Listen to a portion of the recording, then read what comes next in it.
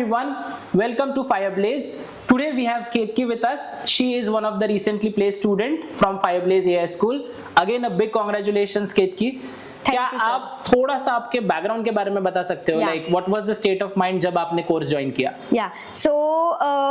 Sir जब मैंने course join किया एकदम न्यू एंड ऑल था, क्योंकि मैं सेम ब्रांच से थी एंड फायरब्लेज भी सेम वही मतलब कोर्स दे रहा था AI एंड DS का. So it was a good opportunity to learn new things, क्योंकि बेसिकली कॉलेज में इतना मतलब फोकस नहीं करते मेन सब्जेक्ट्स पे, वो बस प्रैक्टिकल थ्योरी बेस्ड नॉलेज देते. बट द थिंग इज कि प्रैक्टिकल मतलब गेन करना, मतलब प्रोजेक्ट्स पे काम करना, ये सब कुछ वो नहीं बताते. सो फायरब्लेज में वही मतलब उन्होंने मुझे रियल एग्जांपल्स दिए, सर ने बहुत मतलब फैकल्टी ने बहुत सपोर्ट किया एंड उन्होंने लिटरली सब प्रोजेक्ट्स पे मतलब डेटा सेट शेयर करके उन्होंने नंबर ऑफ प्रोजेक्ट्स मुझे मतलब करने के लिए दिए.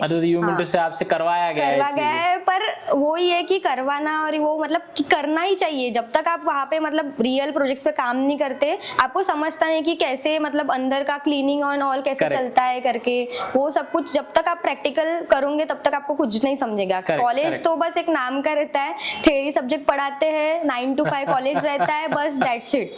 उसके बाद ट्यूशंस एंड ऑल यही यहाँ से. और मेन मैं तो बोलूंगी कि बहुत लोगों को ऑन गोइंग अपने कॉलेज डेज में ही स्टार्ट करना चाहिए सब कुछ, क्योंकि बाद में कॉलेज के बाद लाइफ इतनी चेंज हो जाती है कि you can't focus on these things. Correct. So you were in your third year or final year? Third year. I was in third year when I joined Fireblaze. So you were spending more time on again. How was your routine?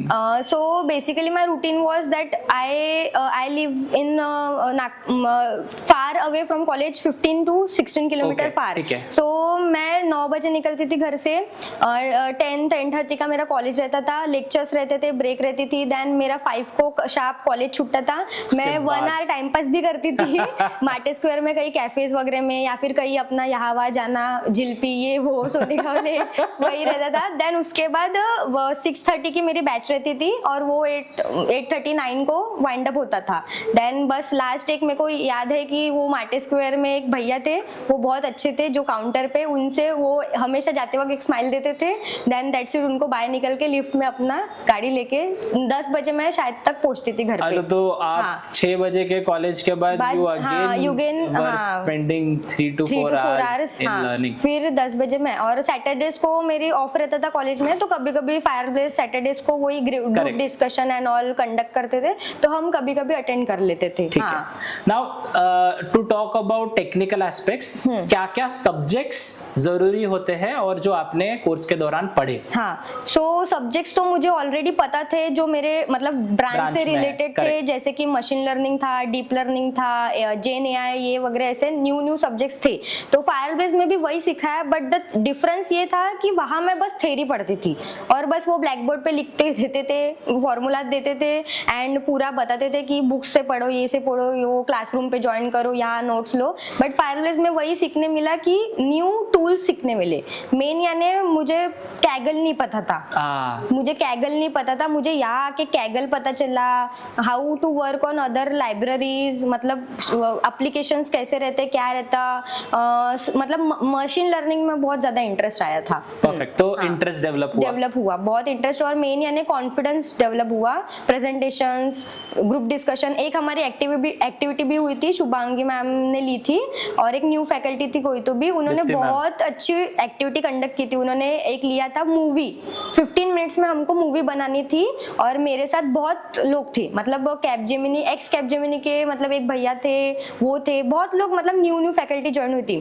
तो उन्होंने मतलब एक activity दी थी 15 minutes के, इसमें मुझे उन्होंने एक सबको बनाया था कैरेक्टर, जैसे मुझे ट्री बनाया था, किसी को चेयर बनाया था, किसी ने वाटर, किसी को वाटर बॉटल, और हमको ही मतलब पूरा कास्ट करना था, अपने डायलॉग्स लर्न करना था, इंग्लिश या फिर हिंदी, कोई लैंग्वेज बैरियर ना था, और स्टेज पे पूरा रिसाइट करना था. तो उन्होंने पूरा रिसाइट किया, मस्त, मतलब बहुत बढ़िया था. और मतलब सारी फैकल्टीज ने वाइवा लिए हैं, प्रेजेंटेशन लिया है हर मॉड्यूल के बाद, तो उसके वजह से भी बहुत मतलब कॉन्फिडेंस गेन होता है. परफेक्ट.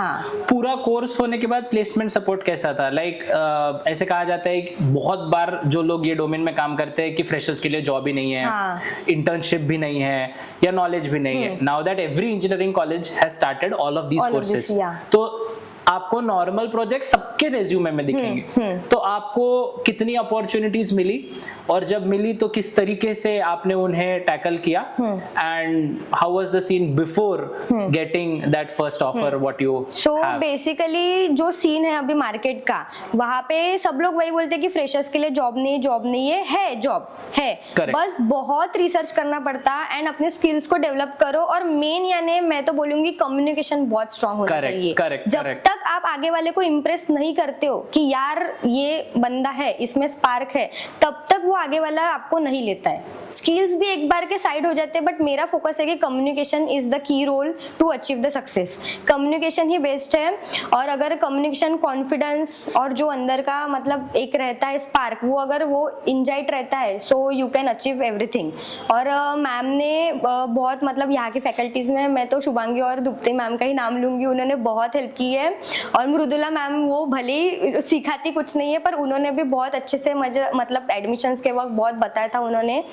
उन्होंने ही एक कॉन्फिडेंस दिया था कि आप लगाओ कोर्स.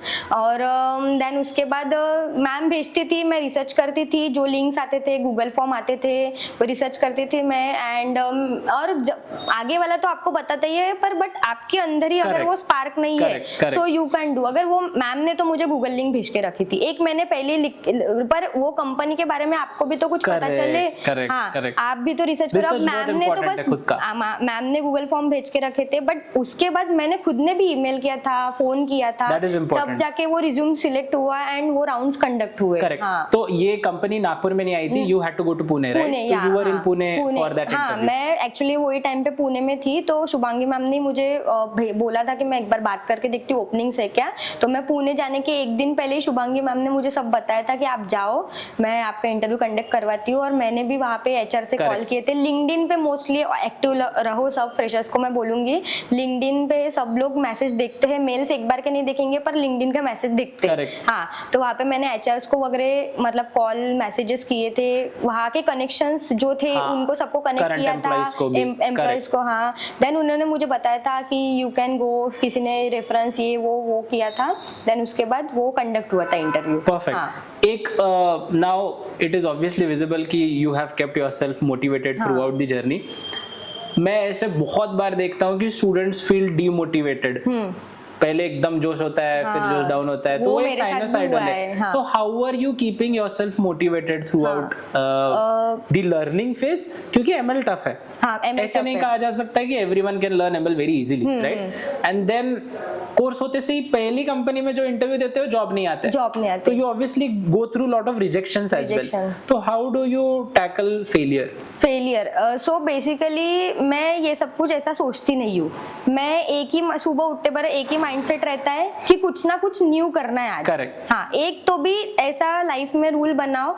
आई डोंट नो कि वो इतने मतलब इन्फ्लुएंसर लोग बताते ये करो वो करो, आई डोंट बिलीव दैट. मेरे को कुछ नहीं लगता. वो सुबह उठते बराबर बस एक ही पॉइंट ऑफ व्यू और आइडिया रखो कि एक कुछ तो भी नया करना है. वी डोंट नो ना कि कल अपनी लाइफ है कि नहीं, बस आज कुछ तो भी नया करना है. मतलब एक नई चीज सीखनी है. अगर आज अपन ने एक नया सीख लिया तो वो गेन अप होती है और वो बिल्डिंग वो बनती जाती है और वो ट्री एकदम ग्रो होता है. तो अगर ऐसे ही सोच के अगर किया तो होता है. एंड मेन यानी तो रोज अपना कॉन्फिडेंस कहीं ना कहीं बिल्डअप करो. कॉलेज में रहो, फ्रेंड सर्कल में रहो. फ्रेंड सर्कल भी ऐसा बनना हो कि वो नेगेटिव और पॉजिटिव दोनों पॉइंट दे. मतलब सबके साथ रहो. मैं तो ऐसा बिल्कुल नहीं बोलूंगी कि फ्रेंड्स अच्छे बनाओ, ये वो कुछ नहीं, ऐसा कुछ नहीं रहता है. सबके साथ बैठना आना चाहिए, सबके साथ रहना आना चाहिए. तब जाके ही आपको पता चलता है कि इंडस्ट्री में मतलब आगे की प्लानिंग अभी से करो, प्रेजेंट से. Makes sense. So, did you participated in any other extracurricular activities at Fireblaze as well, like hackathons वगैरह कुछ में? हैकेथॉन वगैरह में तो मैं इतनी एक्टिव नहीं थी क्योंकि मैं कॉलेज के इसमें भी रहती थी, तो मुझे इतना टाइम नहीं मिलता था. बट मैं वही लिंक्डइन सेशंस होते थे यहाँ, तो नॉन ट्रेनिंग रिलेटेड जो होते थे. ग्रुप डिस्कशंस तो बहुत हुए हैं, तो मैंने ग्रुप डिस्कशन में बहुत, मुझे बहुत पसंद है डिबेट में, ग्रुप डिस्कशन में पार्टिसिपेट करना बहुत पसंद है. तो यहाँ पे दोनों हुए थे. मूवी तो बहुत बेस्ट एक्टिविटी थी. मैं तो बोलूंगी कि सर ने रोज कंडक्ट करना चाहिए वो बच्चों के लिए। एंड उसके बाद जो ML के जो अंकुर सर थे उन्होंने भी बहुत मतलब सपोर्ट किया, उन्होंने बहुत रियल ये बताए सब, वो जो इस यहाँ के थे वहाँ के थे, उन्होंने अपना एग्जांपल्स देके तो all over scenes perfect. हाँ. Now before we end, can you just give me a brief about how the entire interview process went जहाँ पे आप अभी placed हो? सो बेसिकली मेरे 2 ही राउंड हुए थे, एक मैनेजमेंट राउंड था एंड जिसमें मैनेजर ने मेरा इंटरव्यू लिया था, पर उसके पहले मेरा HR ने टेलीफोनिक इंटरव्यू लिया था। तो देन उसके बाद ही आपका मतलब रिज्यूम शॉर्टलिस्ट होता है। शॉर्टलिस्ट होने के बाद वो पूरा जॉब डिस्क्रिप्शन आपको भेजते हैं व्हाट्सएप के थ्रू, कंपनी की वेबसाइट एंड ऑल सब भेजते हैं, आपको सब ओवरव्यू करना पड़ता है। देन उसके बाद मैनेजमेंट जो राउंड था उसमें मैनेजर ने बहुत मतलब उनको मेरी मतलब ब्रांच बहुत फैसिनेटिंग लगी, तो उन्होंने ब्रांच के रिलेटेड और सब्जेक्ट के रिलेटेड बहुत क्वेश्चन पूछे। व्हाट इज ML, व्हाट मतलब AI क्या है, जेन AI क्या है, अगर AI ने आपकी जॉब ले ली ऐसा वैसा, मतलब बहुत सिचुएशनल बेस्ड बहुत क्वेश्चन पूछे उन्होंने। और उन्होंने कंपनी के बारे में बहुत पूछा, उनकी कंपनी की वेबसाइट में जो है न्यू क्या है, बहुत इंपॉर्टेंट है, बहुत ज्यादा इंपॉर्टेंट है वो, कि हमारी कंपनी किसके ऊपर काम और मेन उसका मोटिव क्या है, अभी लेटेस्ट टेक्नोलॉजी कौन सी है आपके लिए, ये वो। देन उसके बाद उन्होंने फायरबेस का भी बहुत कुछ पूछा कि ये कोर्स यहाँ पे कौन से प्रोजेक्ट किए, फिर आपका फाइनल ईयर प्रोजेक्ट भी बहुत इंपॉर्टेंट है उसमें भी, फिर आपके CGPAs ये वो स्किल्स, फिर स्किल्स के साथ मैं बोलूंगी कि सॉफ्ट स्किल भी मेंशन करें आप अपने रिज्यूम में। ऐसा नहीं कि आप टेक बैकग्राउंड से है तो आप टेक में ही जाओगे, आप सॉफ्ट स्किल को भी मेंशन करो। तो सॉफ्ट स्किल भी मैंने बहुत कुछ बताया था उनको, ग्रुप डिस्कशन, डिबेट, हैकेथॉन, ये वो सब बताया था उनको। देन उसके बाद ओवरऑल उनको वो एक फीडबैक दिया था मुझे उन्होंने, तो फीडबैक पे 5 आउट ऑफ स्टार्स देते वो लोग, तो वो स्टार्स के बाद ही आपको पता चलता है कि हाफ एन आवर में रिजल्ट आता है। तो हाफ एन आवर में उन्होंने मुझे बताया था आपका क्लियर हो गया करके राउंड। देन उसके बाद मेरा डायरेक्ट वाइस प्रेसिडेंट के साथ इंटरव्यू हुआ था। उन्होंने भी सेम वही HR क्वेश्चन जो रहते हैं नॉर्मल, उन्होंने CRM टूल के बारे में पूछा था। हाँ, उन्होंने बेसिकली एक्चुअली मेरा जो अभी जो काम है वो बहुत सारे वेबसाइट्स के ऊपर रहेगा, जैसे कि Hunter.io, Crunchbase, ZoomInfo, ये तो अलग-अलग डेटा सोर्सेज है, उससे कैसे आप डेटा पुल करके एनालाइज करोगे। करेक्ट, हाँ, वही मेन यानी जो डेटा पे फोकस है। फिर उन्होंने Power BI का भी बहुत पूछा। मैंने एक मतलब एक टूल सीखा था घर पे ही ऐसे टैबल्यू करके, उन्होंने उसके बारे में भी बहुत पूछा। देन उसके बाद उन्होंने फाइनल ईयर प्रोजेक्ट के बारे में पूछा। देन उन्होंने मुझे ऐसे नॉर्मल क्वेश्चंस दिए थे कि आपको कंप्यूटर वर्सेस AI कुछ बताना है तो वो बताओ। Then data science versus data मतलब मशीन लर्निंग पूछा था, ऐसे क्वेश्चंस पूछे थे। देन वही आप नागपुर के हो तो आप कैसे शिफ्ट होंगे, ये वो बेसिक क्वेश्चन पूछे थे। परफेक्ट। तो what I can understand from your interview is कि सिर्फ स्किल्स पे ही फोकस नहीं है, you need to be street smart and you should know other tools as well what are being used in the industry। ऐसा नहीं आप data science के हो, ML के हो तो आपको वही नहीं, आपको अभी इंडस्ट्री में क्या चल रहा है सब पता होना चाहिए। वो फोकस, और वो सब कुछ यही वेबसाइट से मिलता है, लिंक्डइन, नौकरी एंड इंडीड एंड अनस्टॉप, ऐसे जो है यहाँ पे सब कुछ आपको अवेलेबल। मेन यानी तो लिंक्डइन ही पढ़ना तो खुद ही है पर ठीक है। हाँ, correct. All right, Ketki, again a big congratulations and all the best for your professional journey ahead. Thank you so much everyone for listening. Let's catch up in the next one.